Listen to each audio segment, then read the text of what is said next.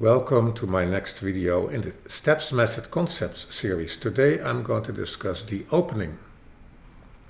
In the Steps Method you learned in the first 3 steps about the golden rules. Pawns in the center, develop all your pieces, bring your king to safety, and most of the time that involves castling. And then make sure that you complete the opening. So at least 1 pawn in the center, all pieces have been developed to useful squares. The king is safe, the queen has a good position, the rooks are connected. And of course you strive for good piece cooperation. If you have a lead in development and you're the first to complete the opening, you are the first to attack. And you can start attacking by opening the position and finding attacking targets. What I use with my students is the army metaphor. So in the opening you mobilize your army for battle and you want to add force with every move. And I think it's very useful when you analyze your own games to ask yourself with every move, did I add the maximum force to my army with this move? Or was this just a move to be safe and didn't add a lot of force to my army? Let's go to a few examples. And I don't want to go into the 3 golden rules. I think they speak for themselves. But I want to discuss about using the initiative in the opening to accelerate your development, about vulnerabilities in the opening. And so here we have a position, and I would like you to think about what you would play. I looked at lichess, and in over 50% of the cases white misses an opportunity here. And so my question to you is, what would you play in this position? Would you play knight f3, bishop c4, or would you take on e5? And the opportunity that white has here is to accelerate their development by taking on e5, and after the knight takes back, play d4. The knight has to go away, is under attack. After e5, we attack the knight on f6. And the knight on f6 cannot go to g4, cannot go to d5, cannot go to h5, so the only move that this knight has is to retreat to g8.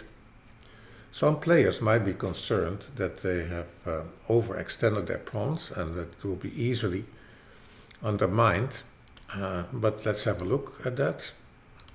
And we can see here that black cannot take on e5 because knight takes e5 is already winning. But after bishop d7, white castles. And in this case, white is not even interested in taking the pawn back, but immediately has a crushing attack. So a lot of players, when you look at the starting position, would not take on e5, but would play, and that's about 45% of the players would play here knight f3, just a development move. But let's see what happens then. So black takes the pawn, and after d4, black counters in the center with d5. And after e5, black has 2 options. He can hold on to the pawn on f4 with knight h5. And now the most common played move is bishop b5. And suddenly, black has a huge initiative. Black can even play it safer and play, instead of knight h5, a knight to e4. And in this case, we can also see who has taken over the initiative in this opening. So there's a big opportunity here for white to accelerate their development by taking on e5 and playing and playing d4 on the next move, forcing the knight back. And we can see that here white is actually close to winning already, and we don't have to be afraid of the center to be undermined by d6, as we saw, because the lead of white is so large. Larry Kaufman, he's an engine expert, and he developed Komodo Dragon, and he has been working on engines for more than 40 years probably. He did an experiment, and he was curious how important time was in the opening. So in this position, we give 2 extra tempi to white. So white is up 2.5 tempi. White is already winning. He had an engine match between 3,600 engines, and white was winning this in the vast majority of the games. This also stresses, like when you are thinking about mobilizing your army, how careful you have to be. Like if you bring your queen out early and the queen can be attacked by the opponent's pieces, and you lose 2 tempi, you can already be lost. So 2 tempi, if you're black, leads to a losing game. So you have to be very careful that you very efficiently deploy your pieces, and 2 tempi and the game is basically over. So let's have a look here. So in this case, consider what you would do. Black is to move. Next to the square h1, you see who's to move. So black is to move, and what would you play? And only in 3% of the cases on Lichess, black chose the right continuation here. And most players would go here for d6, trying to stabilize the center, or would go for bishop b4, right? And then say, I'm going to pin the knight on c3, and perhaps I can take the pawn on e4. But after bishop g5, that threat is gone. And after d6, white withdraws the bishop and continues to control the center. So in this position, black has one opportunity to play the move. Knight takes e4, and after knight takes e4, d5, bishop takes d5, queen takes d5, knight c3, queen c4. Black prevents castling, queen e2, knight takes e2 and b6, and on the next move the bishop would be coming to a6 and have additional pressure along the a6 and f1 diagonal. So you can see there's kind of momentum in the opening, there are opportunities, and if you miss them, you end up in a very passive position. But if you take them, you can equalize easily with black. So white has a magnificent center here, and by playing knight takes e4, black can equalize. But it's only in 3% of the cases that actually black uses this opportunity. So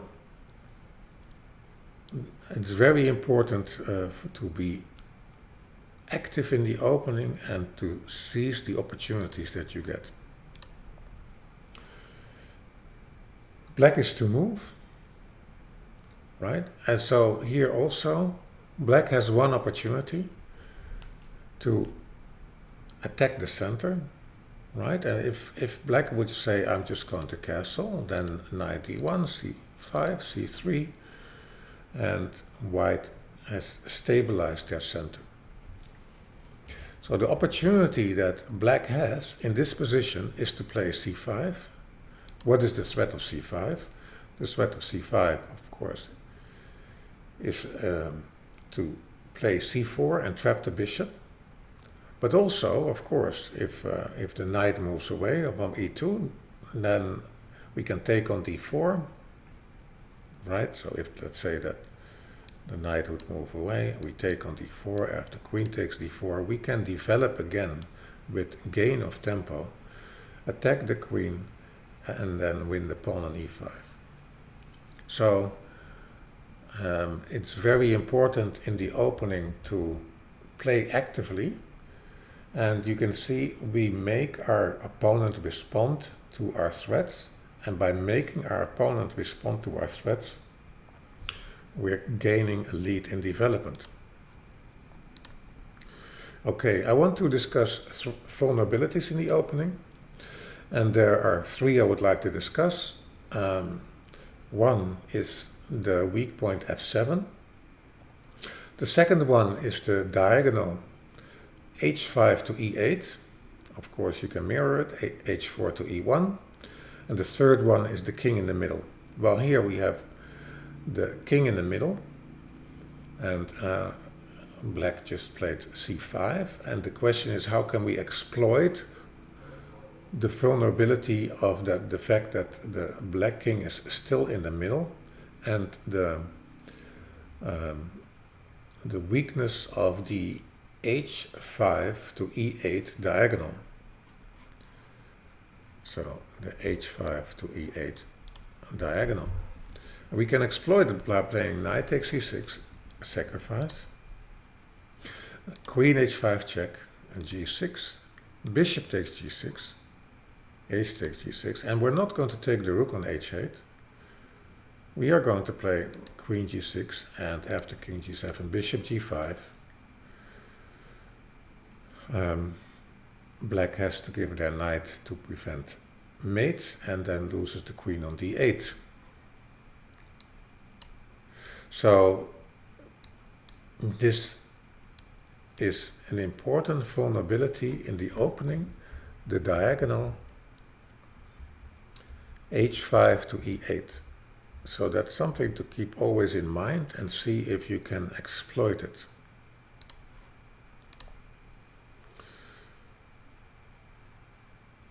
In this case, black just played h6. So the move h6 weakens the g6 square, because there's no longer an h7 pawn defending the square g6, and white can exploit it immediately by playing the move knight e6 and attacking the queen and threatening knight c7. So this is like a double threat, knight c7 and attacking the queen on d8, and after black takes, we have queen h5 and it's immediately checkmate. So the move h6 immediately weakens the h5 e8 diagonal, and we can exploit that vulnerability in this case by opening up the position by playing knight e6 with the double attack, knight c7 and knight takes d8. In this case, players would say, okay, what can I play here? So the other vulnerability that I mentioned is the square f7. And of course, people might think, I know Legal's mate, but in this case there's a knight on d5, which is in the way. So what could you play here? You can play here knight takes e5, attacking the bishop on g4. The bishop takes the queen. And now we play knight f6, and we mate because of the fact that the king is in the middle and the vulnerability of the square f7 in the opening. So we saw the vulnerability of the h5 e8 diagonal, we saw the weakness of the square f7, and in all cases, of course, the king was still in the middle. And in this case, right, the black king is still in the middle, white is already castled, and we can exploit the vulnerability by opening lines. So if you have an opponent who has still a king in the middle, you want to open the lines for your pieces, and in this case we play knight d6, and we win the queen because we have a discovered attack with the queen on the king and the pawn attacking the queen on c7. And if after knight d6 the king says, I know what you're doing, then we have a double attack on f7, attacking the rook on h8 and the king on d8. So vulnerabilities, f7, the diagonal h5 to e8, king in the middle.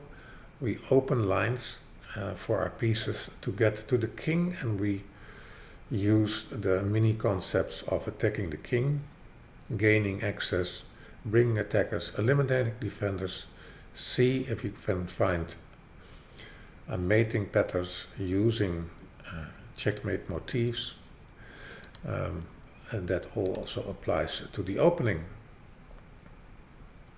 In this case, also quite a common position. What would you play here with white? And again, on Lichess, this is a quite common position, and in only 12% of the cases, white chose the right move. Would you play bishop b5, right? And black continues e6. Would you play bishop e3 and then after queen a5, queen d2, e6, with the threat by black of taking on d4, of taking on f3, taking on d4, and then bishop b4, pinning the queen to the king? Or would you play something else? So in this case, white can play d5. Now, I would like you to think about and analyze, why is this possible? Of course, the low-hanging fruit is that you realize, okay, if black takes, and then the knight takes back, the bishop takes, there's bishop b5 check, the queen has to interpose, we win the queen back, the king has to go here, and we have a winning position. But is that the most resilient defense after d5? Black will say, I know what you're up to, you want to play bishop b5 check, and so I cannot allow that. So what do you expect black to play? Probably bishop takes f3, but after queen takes f3, we lose a pawn. We still have bishop b5 check, knight d7, castle. The threat is queen f7 checkmate. It's hard to defend, so f6, bishop f4.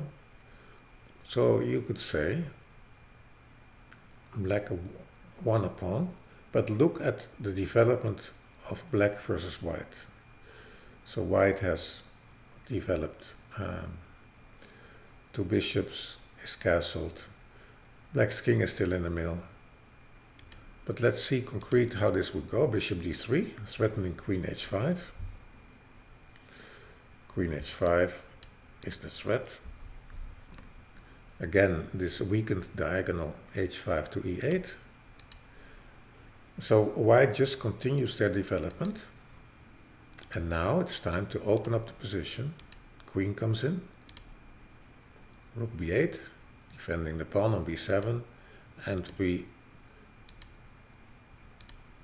made the black king. So we see that although we lose a pawn, our lead in development more than compensates for the one pawn deficit. And so this is just another way of exploiting the vulnerability, but only in 12% of the cases was the move d5 played, and in the majority of the cases white would just continue bishop b5 or bishop e3 and would not exploit the opportunity that is in the position. As you all know, I'm a Chessable author. I published 8 mini courses on openings. 3 are about the Evans Gambit and then the supercharged Milner-Berry Gambit. And in these openings, I propose that white sacrifices a pawn for a lead in development. And I'd just like you to show in the Milner-Berry Gambit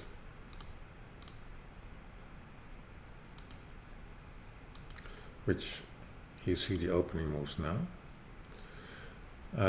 You can see already that after c takes d4, the move that I propose in my course is the best scoring move. So it's 54%. So overall, normally you would expect 54%, but if you take the draws into account, you can see that this scores 57%, so higher than the average.